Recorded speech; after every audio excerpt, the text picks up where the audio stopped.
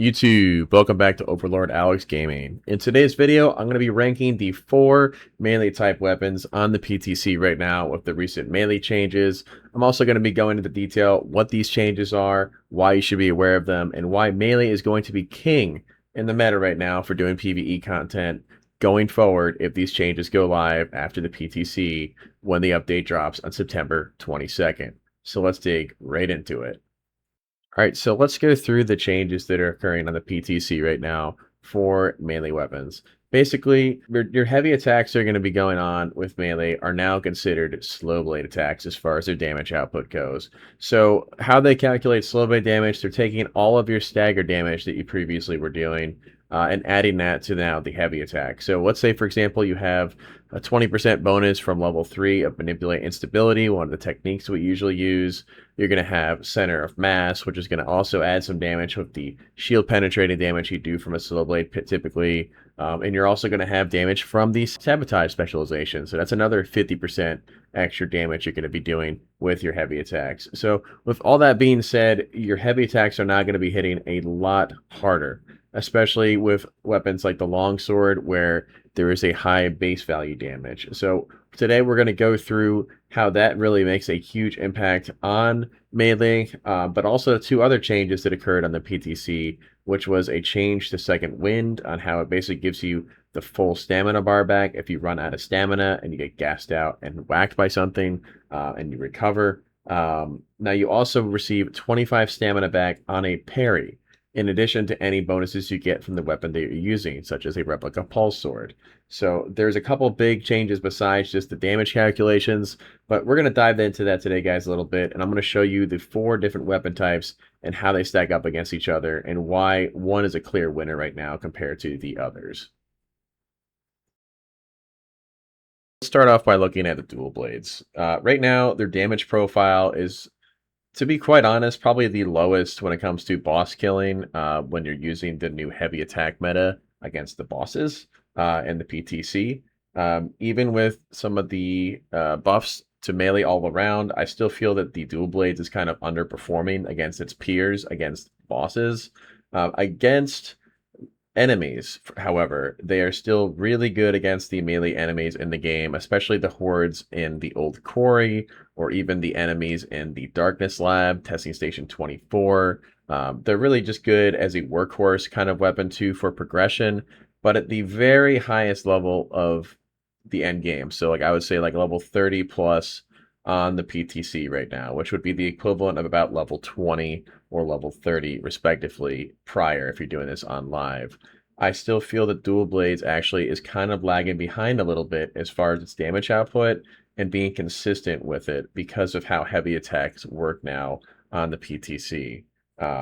It's still really good against NPCs and clearing them out quickly and getting through their shields. It's still really effective in PvP. I think it's actually going to be just, I mean, it's already been one of the weapons to use in PvP as the meta because of its shield piercing capabilities and the quick attacks that it has. But I think it's going to be even more prevalent in PvP because of how Second Wind works now and how you want quick slow blades. You don't necessarily want to gas somebody out. So I think it's going to be, if the current changes stand, if you're doing a melee duel of PvP, I feel like it's going to just be about putting poison dots on people until they kind of like nerf lunging strike or put fire dots, as well as using the dual blades mixed with another melee weapon. So we'll see. But for PvE, as I mentioned, I really feel that it's underperforming a little bit. Is it fun to play with? Of course, but it's a little bit behind its peers for bosses. For NPCs, it's still A/S tier. But let's talk about the daggers next. Now, the daggers and pretty much every other weapon besides the dual blades are performing exceptionally well with the heavy attacks that you can use against opponents, whether it be NPCs or the bosses. This is especially prevalent for the unshielded opponents. As for the shielded opponents, it kind of remains unchanged. I feel like it underperforms a little bit compared to the rapier or the longsword a little bit. It's still a really good weapon. The replica pulse knife has actually received an indirect buff by having basically the heavy attack spam work in their favor, where you can get a little bit of stamina back and still do a lot of damage and not really run out of stamina as quickly as compared to the rapier or the longsword. Um, I feel like the dagger is going to be in a really good spot once this patch launches, and that's going to be for the entirety of the game. Same with the rapier and the longsword. I feel like all of them are going to do really well with heavy attacks against unshielded opponents at every stage of the game. It's especially going to be prevalent when you get your sabotage leveled up and you get manipulate instability and like all the extra stagger bonuses. That's where it's going to shine a lot more. But yeah, I would rank the dagger almost neck and neck DPS wise with the rapier and the longsword when it comes to high level bossing. As far as progression, I think that it performs pretty well. It's around where the dual blades are. It's not best in slot by any means, but it's up there as far as the four melee types. But those are my initial thoughts after testing it on the PTC. Next up, let's talk about the rapier. So the rapier, if you haven't played since like chapter one, has received the rework on how its parry animations work. It basically has like an offensive parry, and it doesn't have an actual true parry unless you kind of dive backwards with its animations. So it still remains really good when it comes to ad clearing. And as I mentioned in one of my other melee videos, it performs really well against its peers for its time to kill when it comes to clearing NPCs as well as bosses. I think the rapier and the longsword are almost neck and neck as far as the damage output against bosses with their heavy attacks. I think the longsword performs a little bit better, and I'm talking maybe like 10% more DPS or so, maybe a little bit less. But the rapier has better reach, and I think arguably it could be more useful against certain bosses when you're single targeting. But I still think the longsword's a little bit better. Unfortunately, it might be a little bit of a bias, but it feels more comfortable with its heavy swings and how much damage it's outputting. But the rapier overall is, like I said, really good against NPCs, the lockout rooms, general use for throughout the game for that matter, with these rework changes. It would do really well in the early game with its reach and being able to single target enemies and take out heavies quickly and unshielded opponents. It does exceptionally well for clearing out lockout rooms if you are able to use crowd control abilities like the compel or weirding step, knee charge, etc. So if you can get those down throughout your progression of the game, it's going to serve you really well. And at the very highest level of endgame, as I mentioned, I think it's almost neck and neck with the longsword as far as its damage output. If you have, maxed out combat, specialization, and all of your perks and everything in order. So it's because of how its heavy attacks work now, it's going to perform really well with the dagger and longsword versus the dual blades, which is kind of a little bit behind, as I mentioned. But let's move on and talk about the longsword. So the longsword by far is going to have the highest damage profile right now, just given it has the highest base damage. Its heavy attacks are always going to be landing into like a stagger after one or two swings.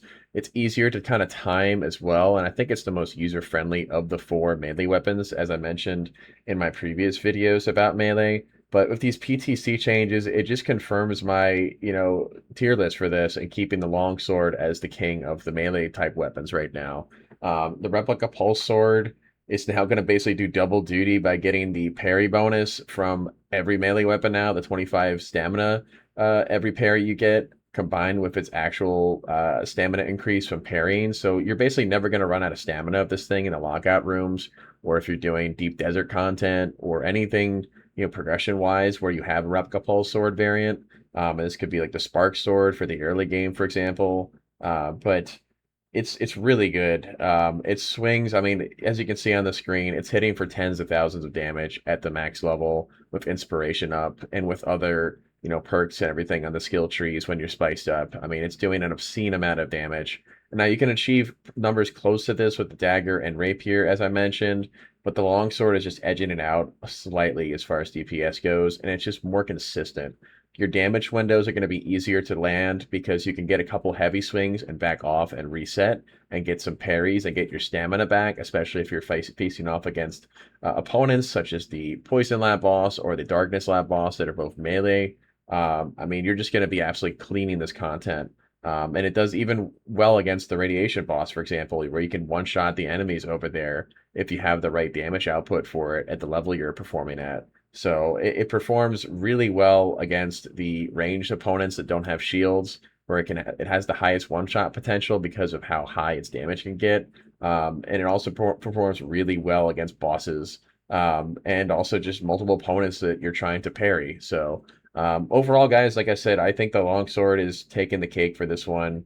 The other ones are again competitive, where the dual blades is a little bit lagging behind at the highest level of gameplay. But my main takeaways are, if you enjoy any of the melee weapons, you can make them work.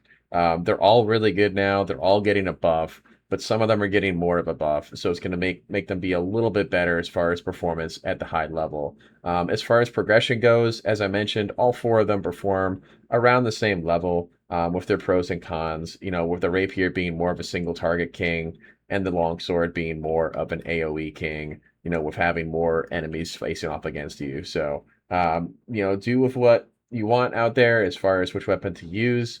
But I hope you guys enjoyed the video today. I'll be making more videos like this in the near future, and I have plenty of other stuff I want to cover before Dune launches its next chapter of content. And I hope you enjoyed it. I'd love to know down in the comments below what weapon type is your favorite as far as the melee weapons go, whether you like rapier, dagger, longsword, or the dual blades. And I'll see you guys in the next one. Take care.